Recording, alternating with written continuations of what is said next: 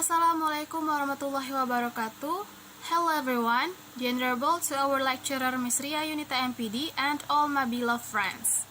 We are from group 5. In this video we are going to talk about appropriate instructional design.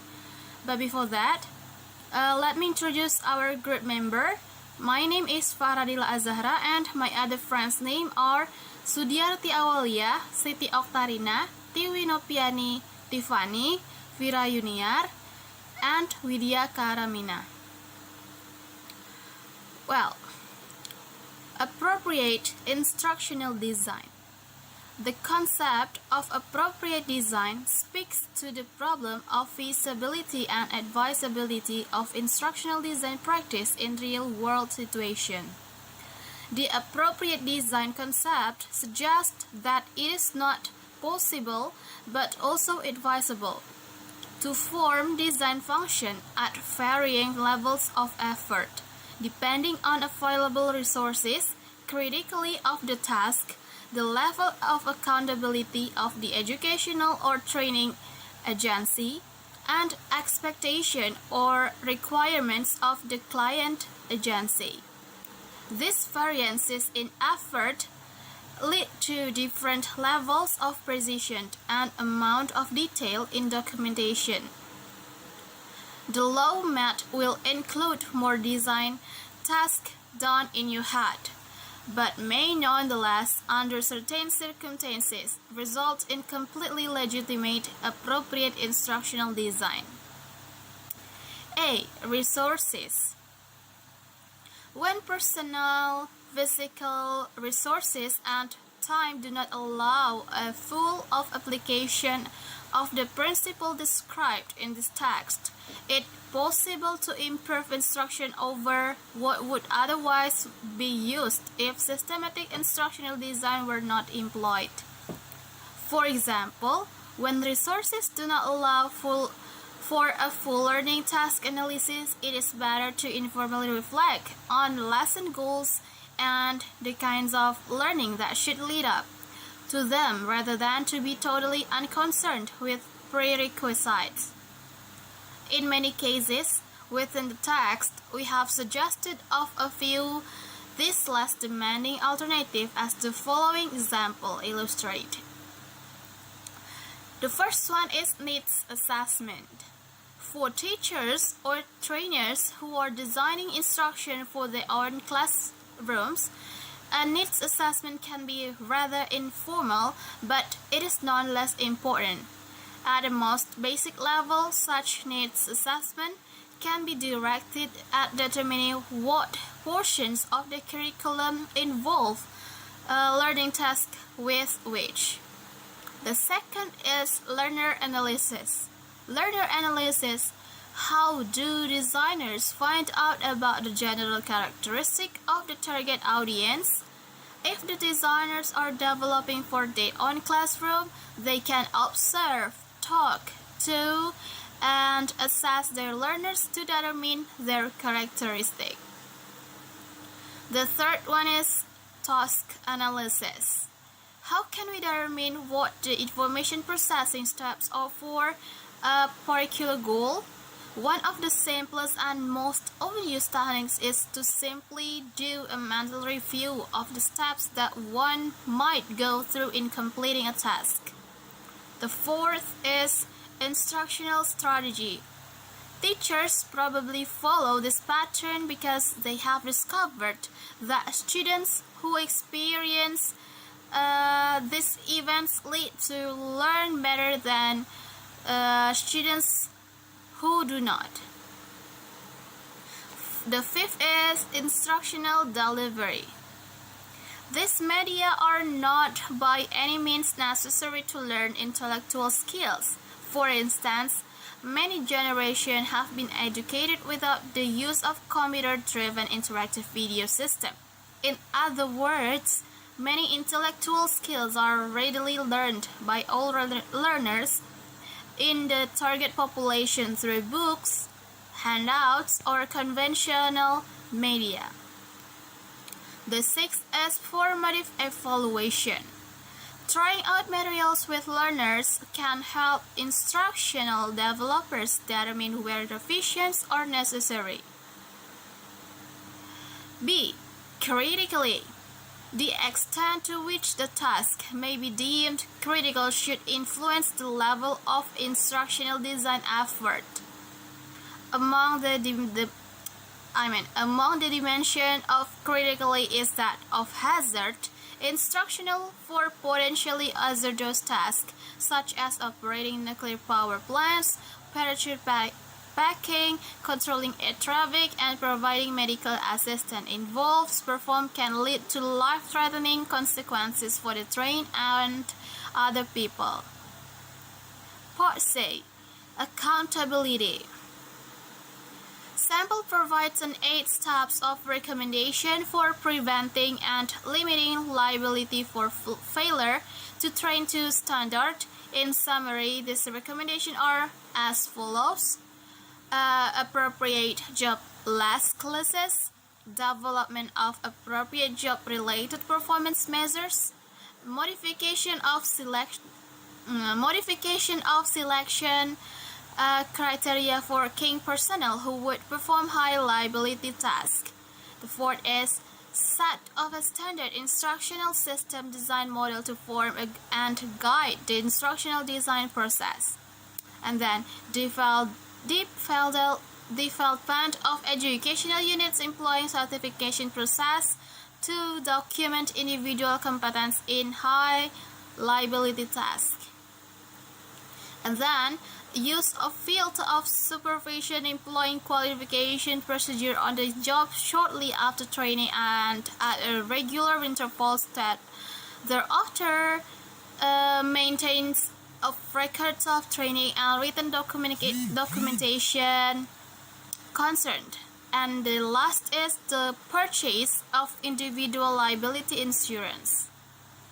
Part D. Expectation or requirements of the client agency. The expectation and requirements of the client agency for the sale of instructional design effort vary. Not all client agencies want or need equal effort in their instructional design project. Within a single agency, not all projects will be given the same priority. And priorities for attention to the various phases and facets of the instructional design process will also vary within an organization. For example, Organization A effort on task analysis but relatively little on formative evaluation, while Organization B may prefer to spend less time on task analysis and more on active evaluation. The policymakers within the organization have as the amount of effort each project should be given. The wise may be accustomed to spending a great deal of not expect that all projects will be given unlimited design development resources. The next is, what is instructional design do? How do inexperienced and experienced instructional designers differ? Peters and Bergman, 1995, surveyed graduates of the educational technology program at the University of 20 regarding their practice of instructional design activities. Although their responses cannot be considered representative, as only about 30% of graduates returned the surveys, some interesting findings suggest further study. For example, the more experienced designer reported a greater emphasis on problem definition and analysis activities than the novices. The novices reported more activities involving contact with client. Well, that's all about my explanation. The next explanation will be explained by Vira Junior. Thank you. Assalamualaikum warahmatullahi wabarakatuh. My name is Vira Junior. I'm from Group 5. Today I will continue the explanation about appropriate instructional design. During design development and production, the following factors were deemed as important to project success. The first is excellent subject matter expert, this dedicated and highly motivated instructional designers, talent of the production staff, outcome of the project were well defined, systematic idea process was followed, instructional strategy was effective. There are 4 ways to adapt the ID instructional design process. Identify 4 different approaches as technique for dealing with situation in which full or traditional implementation of instructional design practice may not be possible. This approach involves skipping design tasks, combining design tasks, and watering down. This model proposes 5 fundamental phases of design. The first, situational assessment, goal analysis, instructional strategy development, material development, and evaluation revision. Based on Tripp and Meyer in 1990, second approach for an experienced designer to take when money and time are very limited is rapid prototyping, and based on Jones, Lee and Matt in 1992 state that a prototype is an executable version of the final instructional product. Third approach, which Noel 1991 recommended based upon his experience, is a windows of opportunity strategy. And the fourth approach is the use of computer resource to assist in the design process. Based on Gaia's key statement in 1991, described many software tools that can be used to assist in the design and development process in various ways. Future direction for instructional design. Instructional design is one area in which we should be able to anticipate particular rapid and significant change.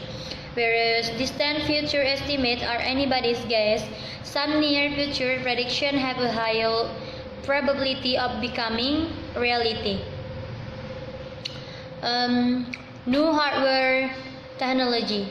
In 1984, Skang observed all of the potential applications under consideration, including military, construction, medicine, and transportation. It was education, specifically the delivery of instruction that appeared to have the greatest potential benefit from artificial intelligence. The benefits from machine-based mixed intuitive instruction has yet to be felt in any widespread way, despite the fact that some research and development projects have seen successful completion.